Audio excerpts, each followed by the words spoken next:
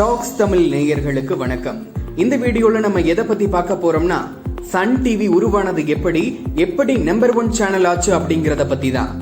இந்த சேனலுக்கு நீங்க புதுசா வந்திருந்தா மறக்காம டாக்ஸ் தமிழ் சேனலை சப்ஸ்கிரைப் பண்ணிட்டு பக்கத்தில் இருக்கிற பெல் பட்டன் கிளிக் பண்ணி ஆல் நோட்டிபிகேஷன்ஸ் கொடுத்துக்கோங்க.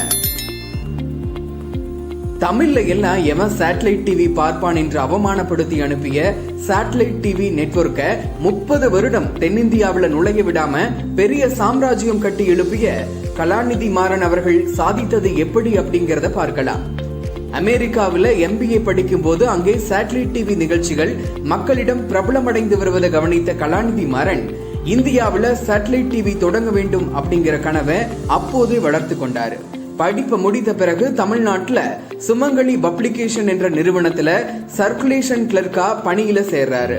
சில வருடம் அந்த அனுபவத்தை வச்சு தனது சொந்த செலவுல பூமலை என்ற வீடியோ மேகசினை ஆரம்பிக்கிறாரு. நிகழ்ச்சிகளை தொகுத்து அதை வீடியோ வடிவில் விற்பனை செய்வதே அதனோட கான்செப்ட். அந்த காலகட்டத்துல இந்தியாவில் மீடியா என்பது அரசு நிறுவனமான தூர்தர்ஷன் மட்டும்தான் இருந்துச்சு. அதிலும் 10 ஹிந்தி பாட்டுக்கு நடுவுல ஒரு தமிழ் பாட்டு வரும். இதன் பொருட்டு வீடியோ மேகசின் நன்றா சர்க்குலேட் ஆச்சு.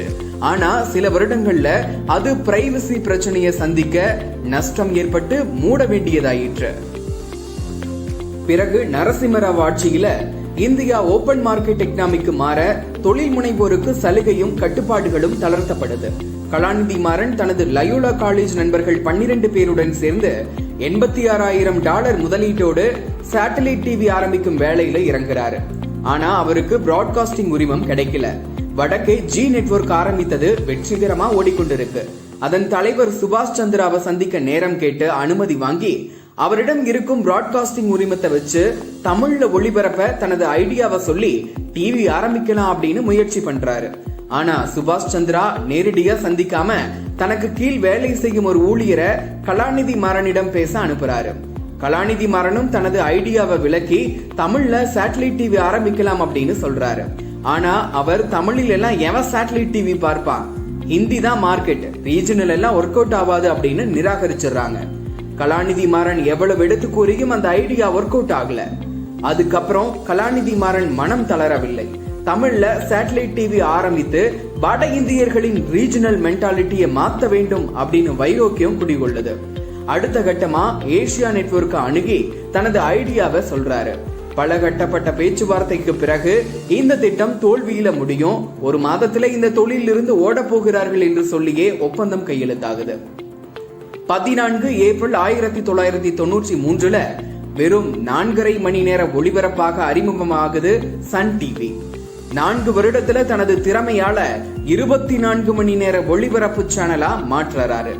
தமிழ தொடர்ந்து கன்னடம், தெலுங்கு, மலையாளம் என்ற தனது சாம்ராஜ்யத்தை கலாநிதி மாறன் விரிவாக்குறாரு. இன்று இந்தியா முழுவதும் 33 டிவி சேனல்கள், 70 FM ரேடியோ சேனல்கள், DTH service provider, cable service provider, 2 daily circulation news paper, 5 weekly magazine, television production company, movie production company, IPL franchise என்ற தனது திறமையால ஏசியாவின் நம்பர் 1 சேட்டலைட் டிவி குரூப்பா மாறி நிற்கிறது சன் குரூப். எந்த நெட்வொர்க் தமிழில் சேட்டலைட் டிவி வேலைக்கு ஆகாது என்று அவமானப்படுத்தியதோ அந்த ஜி நெட்வொர்க் தென்னிந்தியாவில் நுழைய 30 வருடம் பிடித்தது. எல்லோருக்கும் ஒரு சந்தேகம் எழலாம், இதெல்லாம் திமுக என்ற கட்சியின் பலத்தால் நடந்தது என்று. அப்படி கூறுபவர்கள் கலாநிதி மாறன் சன் டிவி ஆரம்பித்தது ஜெயா உச்சகட்ட அதிகாரத்துல தமிழ்நாட்டில் ஆட்சி செய்த காலம். அது மட்டும் இல்லாம அதே காலத்துல மத்திய அரசு தயவோடு ஆரம்பித்த ராஜ் டிவி என்ன ஆனது என்று பார்க்க வேண்டும். அதன் பிறகு ஆரம்பித்த ஜெயா டிவி என்ன நிலைமையில் இருக்கிறது என்று எண்ணி பார்க்க வேண்டும். இந்த சேனல்களை கலாநிதி மாறன் சகோதரர் தயாநிதி மாறன் மத்திய தகவல் தொடர்பு அமைச்சராய் இருந்த போது அரசியல் சிக்கல் கொடுத்ததா ஒரு குற்றச்சாட்டும் இருக்கு. சன் குரூப் வளர்ந்ததற்கு காரணம் கலாநிதி மாறன் அவர்களின் உழைப்பு மற்றும் திறமை மட்டுமே. சன் டிவி துவங்க கலைஞர் தன் சொந்த பணம் 3 கோடி கொடுத்து கலாநிதி மாறனுக்கு உதவினார்.